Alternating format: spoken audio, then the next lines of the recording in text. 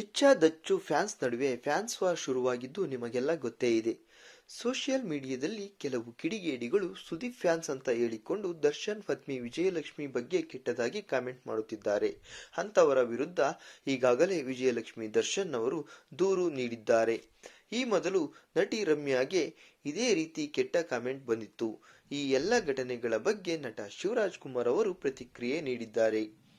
Fans war ನಿಲ್ಲಿಸಬೇಕು, ಇದನ್ನು ನಾನು ಮೊದಲಿನಿಂದಲೂ ಹೇಳುತ್ತಾ ಬಂದಿದ್ದೇನೆ.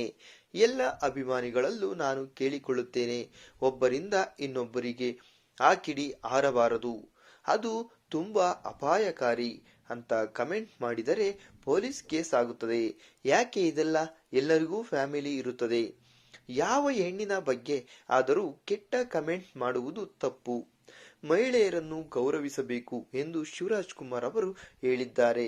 ವಿಜಯಲಕ್ಷ್ಮಿ ಅವರು ಕೆಟ್ಟ ಕಾಮೆಂಟ್ ಮಾಡಿದವರ ವಿರುದ್ಧ ಕಂಪ್ಲೇಂಟ್ ಕೊಟ್ಟಿದ್ದು ತಮಗೆ ಆದ ಅನ್ಯಾಯದ ವಿರುದ್ಧ ಸಿಡಿದಿದ್ದಾರೆ.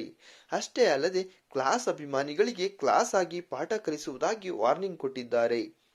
ಇನ್ನು ಈ ಫ್ಯಾನ್ಸ್ ವಾರ್ ಎಲ್ಲಿಗೆ ಹೋಗಿ ಮುಟ್ಟುತ್ತೋ ಕಾದು ನೋಡಬೇಕು. ಶಿವಣ್ಣ ಅವರ ಮಾತಿನ ಬಗ್ಗೆ ನಿಮ್ಮ ಅನಿಸಿಕೆಗಳನ್ನು ತಪ್ಪದೇ ಕಾಮೆಂಟ್ ಮಾಡಿ ತಿಳಿಸಿ.